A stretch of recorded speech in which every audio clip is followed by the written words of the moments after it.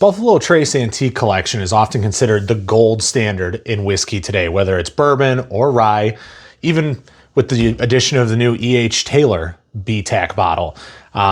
Everybody looks at it as kind of like the pinnacle of what whiskey could be. Okay, well, we may have found something that can give it a run for its money. Roll that intro.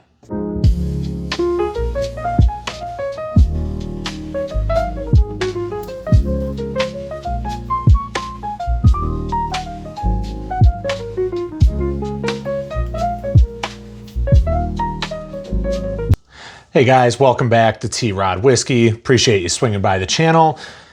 If you haven't already, please hit that subscribe button, hit that bell notification so you can find out every time I drop a mediocre whiskey post.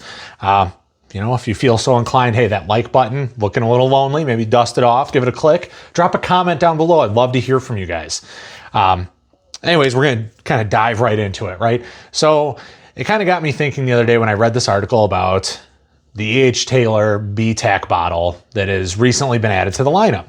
And we're always looking for ways to kind of make comparisons or usurp, the Eagle Rare 17 or the George T. Stagg or the William LaRue Weller. But some of the lesser talked about bottles in that lineup are the Thomas Handy Rye, which is usually about 6, 7, maybe 8 years old and higher proof, right around 120, 125, maybe even as high as 130. But then there's also the Sazerac 18, which is obviously 18 years old, but only 90 proof. So kind of a nice middle ground, I think, is this guy here. This is a Mammoth Northern Rye Whiskey. What is a Northern Rye Whiskey, you ask? I would say it's kind of comparable to Canadian rye in some of its profilings, but it's not aged the same way. This is from a Northern Michigan distillery called Mammoth. This one in particular, this is a Harper Liquorland single barrel pick. It is 20 years old and it comes in at, 133.4 proof, barrel number 535, and this is bottle number 1. The back of the bottle says, this single barrel is an exceptional example of Mammoth Northern Rye. Matured in a combination of carefully selected new wood and second fill casks, the result is a new expression of whiskey, one that balances American traditions with old world techniques to create a bright and complex spirit that is supported rather than obscured by the oak. So this one is cherry wood finished.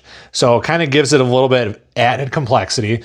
Usually these picks are found for around $100, but it's a 20-year age statement. It's a high proof point.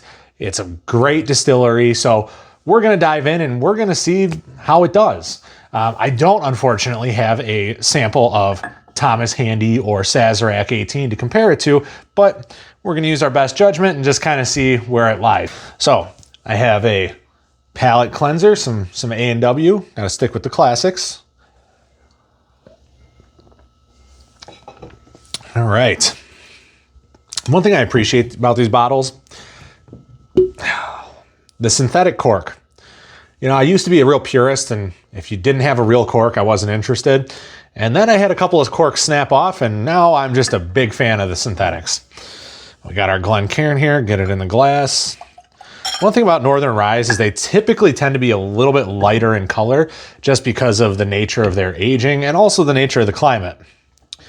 So I would say that's a nice light gold. Yeah, like a gold brick, but liquidy. So we're spinning it round and round and round we go. Where it stops, we already know. All right, going for a nosing.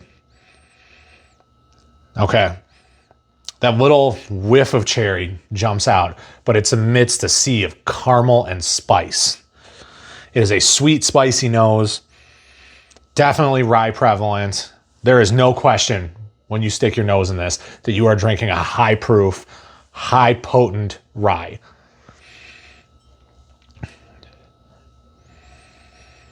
It's like a stone fruit-esque note. That cherry is just kind of like a whiff that sneaks its way in there, right? Just kind of through the crevices.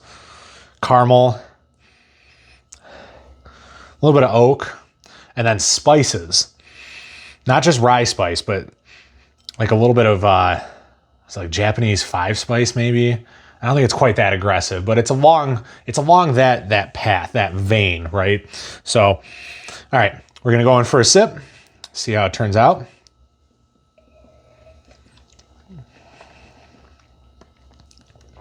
Whew.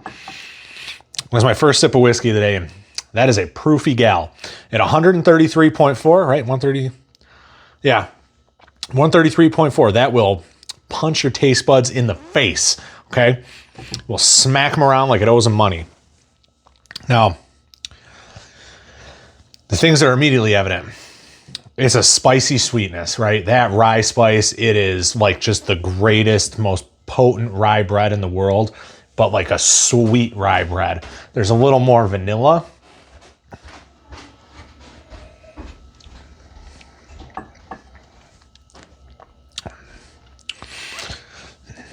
A little bit of like a cherry cordial filling. Not the chocolate, but like those chocolate cherries, but like the inside of that, like a little bit of a cherry syrup that is just kind of there.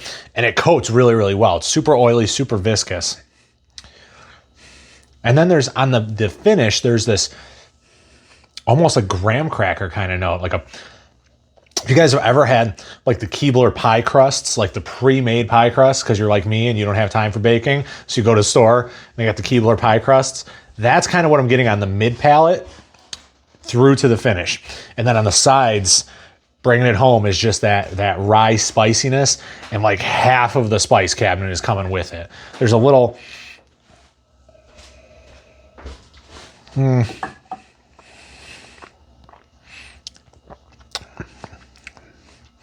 I don't know if there's like a clovey kind of note there. I feel like there's a little bit of a clove note, but it's really, really good. It's punchy. It's spicy. There's a little bit of like I almost want to say there's a honey characteristic, like a honeyed rye bread.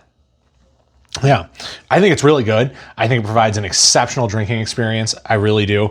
I think the way that it coats, the way that it finishes, it is a complete pour. It's well incorporated. It's viscous. It's coating. It's deep. It's complex. I think this is really, really good. I would give this an 8.8. If I'm giving this a score, 8.8. Now, this is a true rye drinker's rye. You will not appreciate this if you're somebody who likes like a bourbon drinker's rye, like if Pikesville is more your jam, you are probably not going to appreciate this. But if you like high proof, high body, 100% rye mash bills, this is going to be your thing. Now, is it fair to say that this is worthy of BTAC lineup status? I don't know. This is the oldest Mammoth bottle that I've ever had. It's pretty up there in proof. The cherry finish does some unique things to it, and I know that that's kind of cheating or whatever. So, for my part, would I take this over maybe a Thomas H. Handy? Depends on the day you catch me. Would I take it over a Saz 18? I would probably take this over a Sazerac 18. The reason being, both versions of the Saz 18 that I have tried have been very, very much a letdown. Great age statement, but just not enough proof. 90 proof is not enough. I would much rather see that 95, 98, 100 proof even, and see what that's like. I think this would definitely knock a Saz 18 out of the running. But again, you have to appreciate a rye whiskey. And that's what this is. This is, till the cows come home, a fantastic rye. So 8.8, that's where I'm at with it. If you guys are still here at this point, please make sure you're subscribing. I would very much appreciate it. We're going to get a couple of new projects going in the next few months here. I know I've been kind of threatening a Patreon that is on its way once things kind of calm down with work and Little League and, those life things in general. But, what are you going to do? Until next time, cheers.